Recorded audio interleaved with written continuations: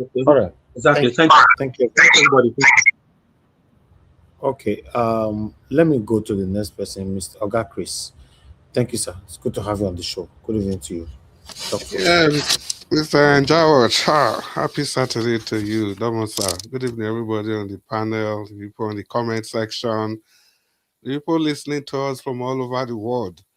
It's a beautiful Saturday to share with you guys. Mommy Diaspora, love you to the moon. Thank you for everything that you do. Mr. Nanjawash, God continue to bless you. Okay, Alex, thank you so much for joining us today and for that powerful speech. I think I'll just take it from where Mr. Alex stopped. See, guys, um, everybody possible.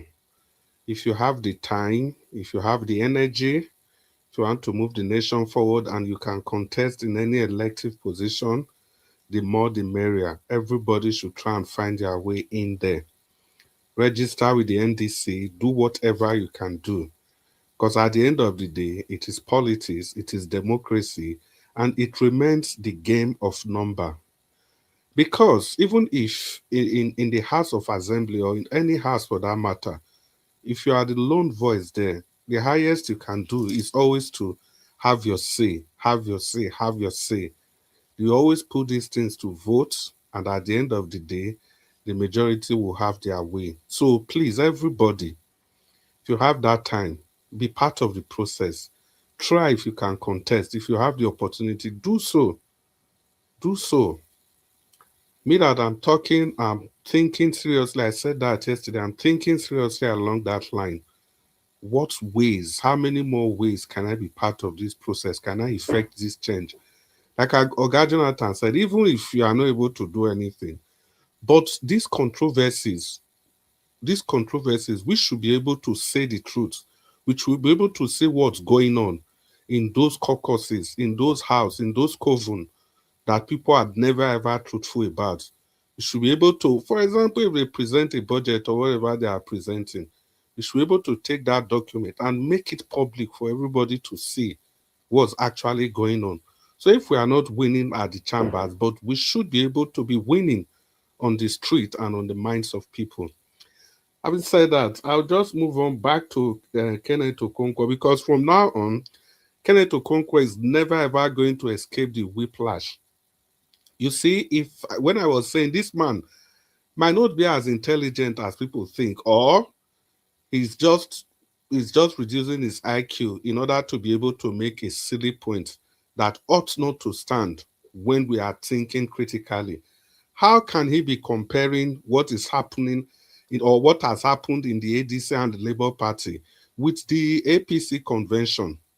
He said Tinubu never gave up. He fought and fought and fought. It's a big fat lie. The coalition of ACP is completely different from what applied in ADC and the Labour Party. During the days of during the formation of the APC, it was ACN led by Tinubu and all his foot soldiers, and the CCP led by Buhari and all their foot soldiers that came together to form that coalition. So ab initio, Tinubu was the leader of a faction of that arrangement, and Buhari was a faction. Even at that, after the Buhari faction came to power, they just jettisoned Tinubu and his gang. The only people that had something from Tinubu's camp were the people that Tinubu donated from the ACN, the likes of Farid Bishola and co, that even turned against him, even like Mohammed. Those guys turned against Tinubu at the end of the day. Even in 2023, they made sure that Tinubu didn't get the ticket. It was Lawal they actually proposed with all his Jagaba and everything. He couldn't do it. And mind you, there was even no federal might against that political party. It was just them. And Tinubu couldn't do it. It has to take an El-Rufai that came and got some governors, went to court and blah, blah, blah. The rest, like they say, is history. So Kennedy Okonkwo was just being clever by half, thinking he can deceive Nigerians the way they've been doing before. But thank God, the genie has left the bottle before he could even say anything. Our eyes are clear. Everybody can see clearly. And the Labour Party is talking about how come somebody that was an insider, Kenneth Okonkwo was an insider, he knew clearly that the hands manipulating those in the Labour Party, they were the hands of the federal government. Yet he's blaming Peter Obi for that. You can see the way these people are. Imagine the Labour Party got judgments since May, I think 27th of May. They took the certified true copy to INEC. INEC refused to recognize Nenadi Usman. It was immediately Peter Obi left. Boom, 7 days later, Nenadi Usman's faction was recognized. Yet Kenneth Okonkwo is telling the world that Peter Obi didn't take charge of Labour Party. Look at the ADC. Peter Obi has gone. So what have they been able to do? What has he been able to do? The case has been postponed indefinitely. And guys, if they even want to follow what the dictates of that electoral law, what it says, it means the ADC, they might not even be able to fit a candidate in the next election. It might just be very difficult for them. Yet Kenneth Okonkwo is there. Instead of solving their internal problems, it's just rigmaroling and dancing up and down, dancing naked in the naked street of Nigeria. And again, yes, that was give us our mandate. Yes, give us our mandate. I know you were trying to be very careful. Yes, what you said was right. This is election. You do whatever it takes to secure your vote, as long as you are doing it legally. You do whatever it takes. Get the people. It is democracy. It's government for the people. Work with everybody. The most important thing is not to allow the bad guys to be at the helm of affairs. And that's why I'm very, very glad that somebody like Dixon is there. See, Dixon is he's not just an alpha male. He's an alpha male. The likes of Dixon is never going to keep quiet, fold his hands, and allow things to be manipulated. Oga Jonathan, I knew sometime last week you mentioned something about Dixon. I said, yes, Oga Jonathan, they follow these politics well.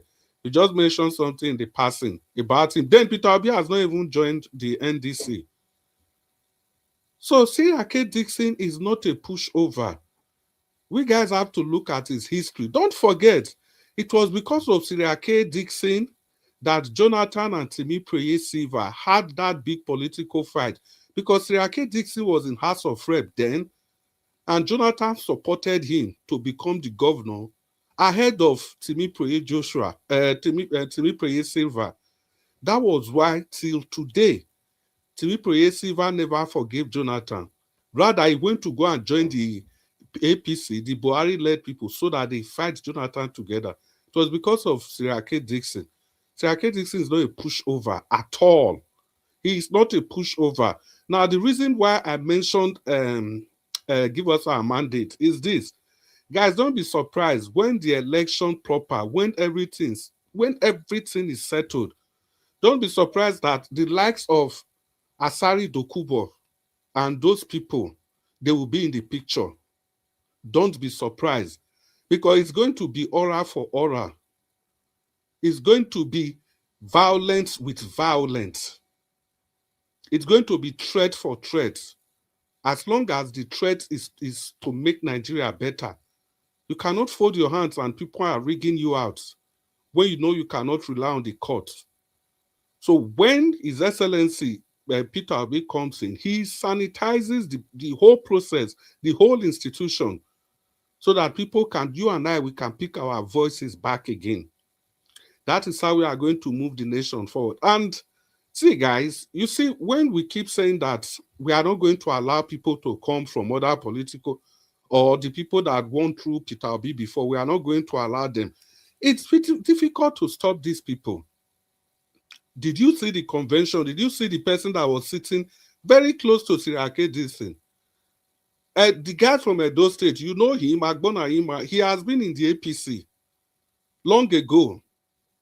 Those are the political buccaneers that destroyed Edo State politics. They are there. That is why I'm saying everybody, we have to make ourselves available. What about the people that are decamping directly from the APC? Not even the people that won under Peter Obi's name. As long as that vacuum is there, people will fill that vacuum. They will occupy that vacuum. That is why I want to join my voice with the voice of people that are saying to Nigeria Watch that he should consider. Yes, Mr. Nigeria Watch, consider. Me, I'm also considering. And Mr. Nigeria Watch, you remember sometime 2 years ago, when we were trying to say that you would not be interested in any political position, we told no, Mr. Nigeria Watch, take it back on air. And you actually took the word back. That is to show leadership. And today we are glad that that word never stood.